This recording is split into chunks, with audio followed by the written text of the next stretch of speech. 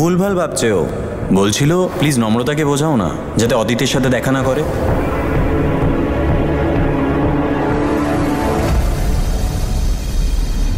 আমায় 6টার আগে কিন্তু বাড়ি ফেরত আসতেই হবে। আমরা সময়ের মধ্যে পৌঁছে যাবো তো না? ডোন্ট ওয়ারি, চলে আসবো। তাছাড়া আপনার মল্লিকার সাথে কথা হয়েছে? হ্যাঁ, আমি ওকে ফোন তো করেছিলাম, কিন্তু ফোন কেটে দিয়েছে। হয়তো আমার উপরে কোনো কারণে রেগে আছে। অ্যাকচুয়ালি মল্লিকা আমাদের দুজনকে একসাথে ওই ক্যাফেটাতে দেখে নিয়েছিল।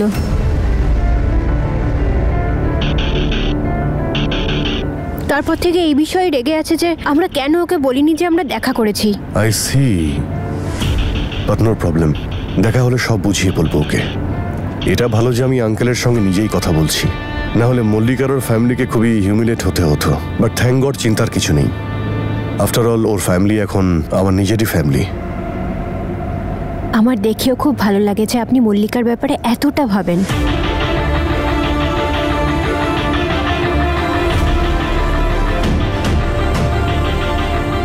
আমি শুধু আমার আর আমার ড্যাডের রেপুটেশন নিয়েই ভাবি। ব্যাস কোনোভাবে যেন এই আর্টিকেলটা পাবলিশ না হয়, না হলে মল্লিকার ফ্যামিলি ঈশানেরও খুব সমস্যা তৈরি হয়ে যাবে। ঈশান, একবার আমি তোর সাথে কথা বলতে চাই। এইটা বলবো যে আমি অদিতের সাথে সিমলা যাচ্ছি, সন্ধ্যের মধ্যে ফিরে আসবো।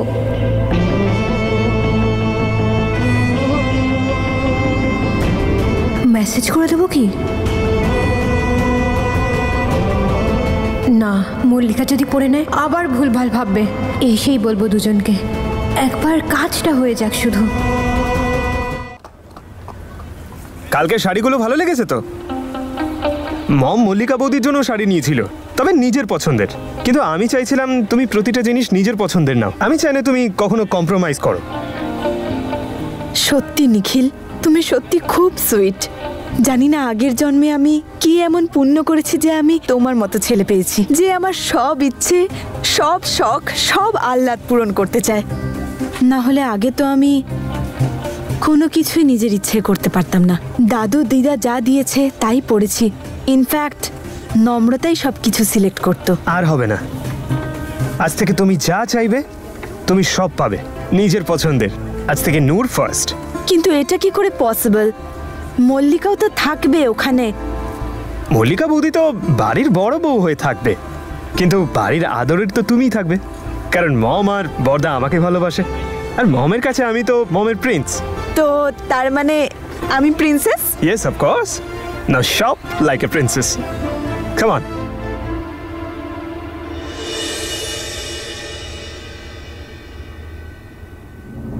ছোটবেলায় আমার নূরের অনেক ইচ্ছে পূরণ হয়নি, কারণ সেই মুহূর্তে আমি ওর কোনো ইচ্ছে পূরণ করতে পারতাম না।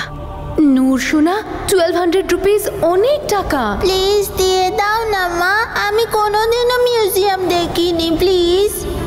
কিন্তু আর এরকম হবে না। এবার আমার নূরের সব ইচ্ছে পূরণ হবে। ওকে আর কখনো কোনো কিছুর অভাব বুঝতে হবে না। সেজন্য আমি চাই তোমরা ওর জন্য বেস্ট জামা কাপড় কিনবে আর বেস্ট জুয়েলারি কিনবে।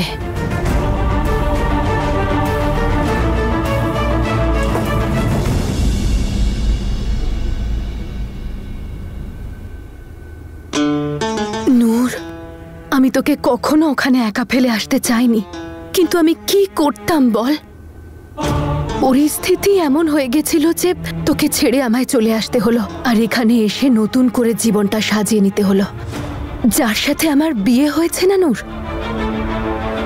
সে আমাকে তো অ্যাকসেপ্ট করে নিয়েছে, কিন্তু আমার পাস্টকে আমার থেকে আর নিজের থেকে অনেক দূরে রাখতে চায়। তাই কোনো দিনও আমি তোকে আমার কাছে আনতে পারলাম না, কারণ কেউ এখানে আমার অতীতের ব্যাপারে কিচ্ছু জানে না।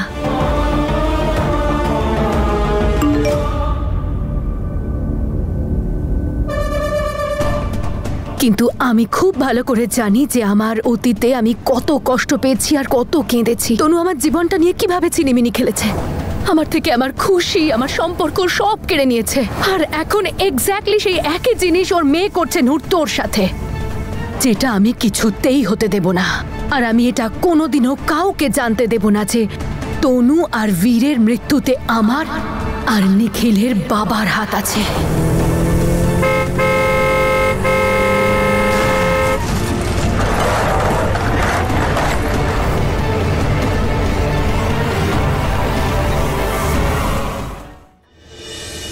থ্যাংক গড আঙ্কেল রাজি হয়েছেন।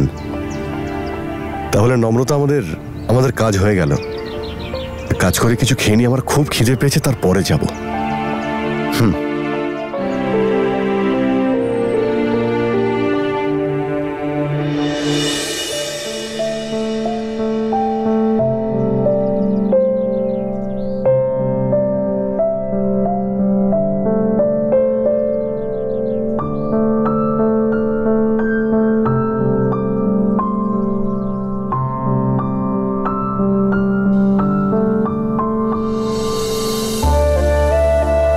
আজ 5 বছর পূর্ণ হলো আমাদের ভালোবাসার। এটা কি মিষ্টি। আমি এই পরোটাকে আর এই সময়টাকে কোনোদিন ভুলবো না। আরে স্বাদটাও। এটা স্বাদটা আর যে আমায় খাইয়ে দিচ্ছে তার হাতটা।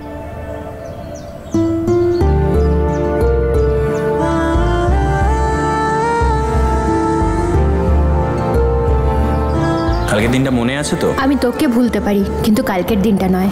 এটা সেই দিনটা যেদিন আমরা দুজন দুজনকে প্রথমবার বলেছিলাম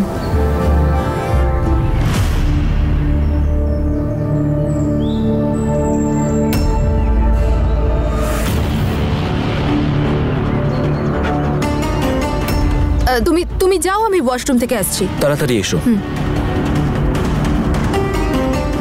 নম্রতা অতীতের সাথে? তুমি জেনারেলি এরকম সবসময় টেনশনে থাকো নাকি স্পেশাল কোর্স করেছো? না, অ্যাকচুয়ালি আমি কাজের জন্য একটু স্ট্রেসড আছি, তাছাড়া আই এম ফাইন। ওয়েল, দেখে তো মনে হচ্ছে না। আরে কাম অন নম্রতা,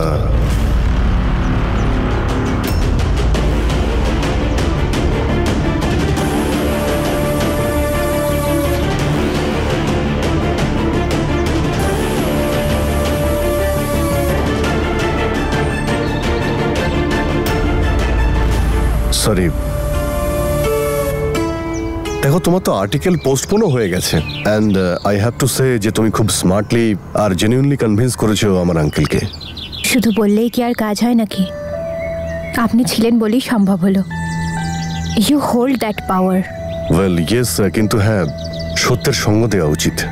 ও সকলের নিউজ ছাপায় না, এবার দেখো ওর নিউজ আমি ছাপাবো। এখনই আমি বলছি নূরকে যে ওর দিদি নিজের বেস্ট ফ্রেন্ডের হবু বরের সাথে এখানে। ইউ রিয়েলি স্পেশাল নম্রতা। বুঝলাম না। সবসময় অন্যের কথা ভাবা, নিজের জন্য কিছু করো বা না করো, কিন্তু অন্যের জন্য এইখানে চলে এলে। ওরা আমার পর নয়, ওরা আমার নিজের, আর নিজের লোকের খুশির জন্য আমি সব কিছু করতে পারি। এটা আমাদের দুজনের মধ্যে খুব কমন। আমার কাছেও আমার আপনজন সবার আগে। মল্লিকা সত্যি আসলে খুব ভাগ্যবতী। আপনি হয়তো বারবার ভাবছেন যে আমি একই কথা কেন বারবার বলে যাচ্ছি, কিন্তু thank you thank you thank you thank you thank you so much. আপনি জানেন না আপনি আমার কত বড় প্রবলেমটা সলভ করে দিয়েছেন। আমি বললাম না তোমাকে, আমি শুধু আপনজনদের জন্যই করছি।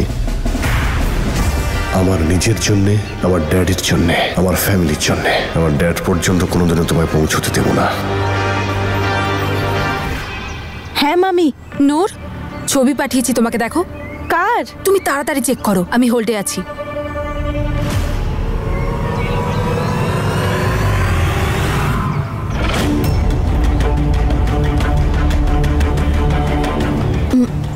এরা দুজন? ওরা তো দেখছি এখানে এসেছে। কিন্তু তুমি ওখানে কি করছো? আমি তো এখানেই এসেছি অভিরাজের সাথে বিয়েতে। তুমি কি এদের ব্যাপারে জানতে নাকি? না মামি, আমি কিছু জানি না। আর তুমিও কিন্তু কাউকে কিছু বলো না, আবার কোনো একটা গন্ডগোল হবে। কোনো কাজেই গেছে হয়তো। আরে এতে যাই হয়ে যাক না কেন, সেটাই কম। আর বিয়ের আর 1 সপ্তাহ বাকি নেই, আর ও মল্লিকার বরের সাথে এখানে হানিমুন করতে এসেছে। বাই। বেচারা ঈশান, ওইটা জানিও না যে ওর গার্লফ্রেন্ড কোথায় আর কার সাথে ঘুরে বেড়াচ্ছে। আর তুমিও কিন্তু কাউকে কিছু বলো না, আবার কোনো একটা গন্ডগোল হবে। কোনো কাজেই গেছে হয়তো। আরে এতে যাই হয়ে যাক না কেন, সেটাই কম। আর বিয়ের আর 1 সপ্তাহ বাকি নেই, আর ও মল্লিকার বরের সাথে এখানে হানিমুন করতে এসেছে। বাই। বেচারা ঈশান, ওইটা জানেও না যে ওর গার্লফ্রেন্ড কোথায় আর কার সাথে ঘুরে বেড়াচ্ছে। আমাদের ইউথকে নষ্ট করছিস, তোর লজ্জা করে না? ওদের ড্রাগস দিচ্ছিস।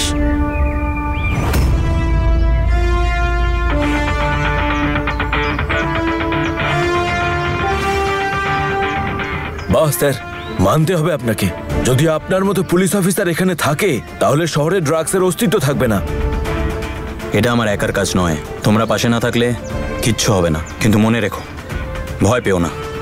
Yes sir. যে পাওয়ার আমাদের হাতে আছে সেটা কারো কাছে নেই। ঠিক বলেছেন। আমার ফোনটা নিয়ে এসো। Yes sir. স্যার আপনার phone. Thank you. Welcome sir.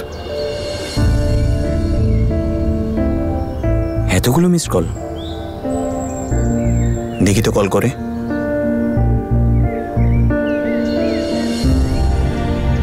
আরে দূর, চার্জ শেষ হয়ে গেল। আচ্ছা, সন্ধ্যেবেলা তো আমাদের দেখা হবেই, তখন নম্রতার সাথে কথা বলে নেব।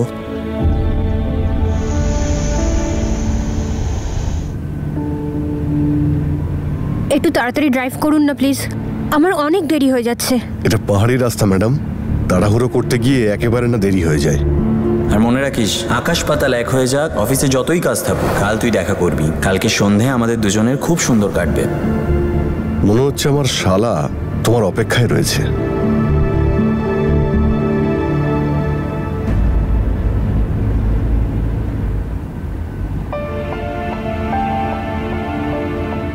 আপনার কাছে ফোনের চার্জার আছে?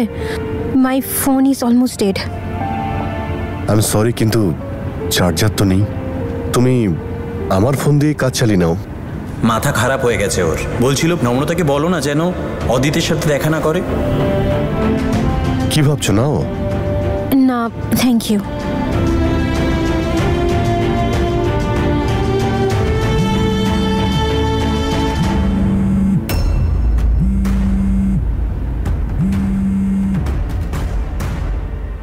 হ্যাঁ, আমি একটু শহরের বাইরে আছি, আমি এসে দেখা করছি। আরে কিন্তু